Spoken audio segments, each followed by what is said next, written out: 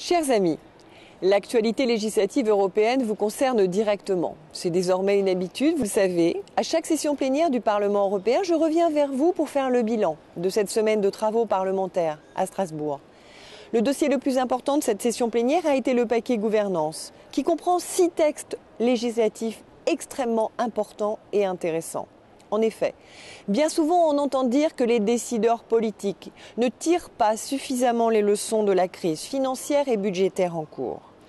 Eh bien, le vote intervenu cette semaine va radicalement à l'encontre de cette idée, puisque le Parlement européen a adopté de nouvelles règles assurant une meilleure gestion des finances publiques. En effet, nous ne sortirons de cette crise qu'en assainissant durablement nos finances publiques. C'est parce que les États ont pris l'habitude de vivre au-dessus de leurs moyens et de creuser leurs déficits que les marchés, mais aussi nos concitoyens, ont perdu confiance en notre monnaie commune. Contrairement aux eurodéputés socialistes français, les députés de la majorité présidentielle ont pris leurs responsabilités et ont voté en faveur de ces textes.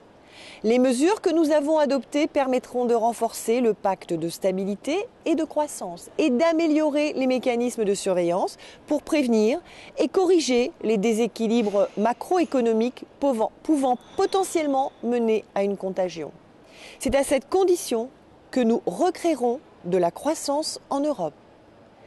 Par ailleurs, le Parlement européen a adopté ce mardi un règlement sur le transport de fonds. Ce texte, dont j'étais le rapporteur, vise à faciliter le transport d'euros en espèces entre les États membres. Aujourd'hui, les règles nationales sont très différentes en la matière. Certaines exigent un transfert en fourgon blindé avec personnel armé, d'autres prévoient au contraire un transport en véhicule banalisé. Dans mon rôle de rapporteur, j'ai travaillé sur cette proposition et j'ai défendu 3 objectifs, selon moi, primordiaux.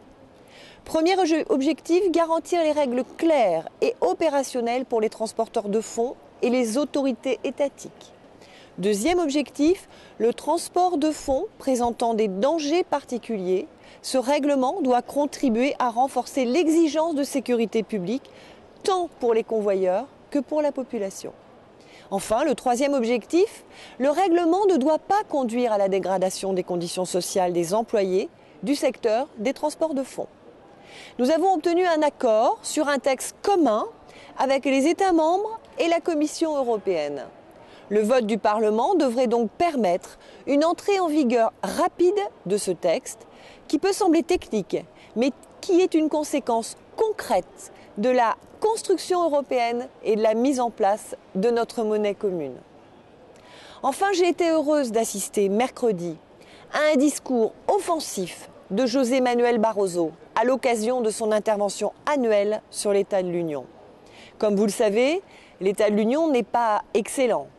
Pas à cause de l'Union, pas à cause de l'euro, mais de la situation budgétaire de certains de ses membres et des conséquences de celle-ci sur l'ensemble du continent. Face à cette situation, José Manuel Barroso a annoncé qu'il continuerait de tout mettre en œuvre en coopération avec le gouvernement grec et les autres gouvernements européens pour que la Grèce puisse rester membre de la zone euro. Ceci suppose naturellement de profondes réformes en Grèce et les institutions européennes y resteront très attentives. Au-delà, José Manuel Barroso a annoncé que la Commission européenne allait proposer la création d'une taxe sur les transactions financières et réfléchissait à la mise en place d'euro-obligations.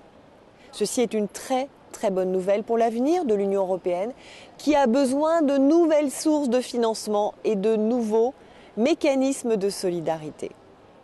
De nombreuses autres questions ont été abordées cette semaine et je vous rappelle que vous pouvez suivre la session en direct sur le site internet du Parlement européen et retrouver mes interventions sur mon site internet et ma page Facebook.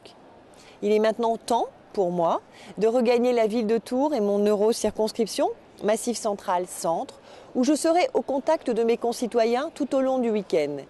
Je dois vous préciser que je serai vendredi chez Laurent Wauquiez, au Puy-en-Velay, où j'assurais une conférence sur la pertinence des fonds structurels et la performance des territoires à consommer ces fonds structurels. À très bientôt.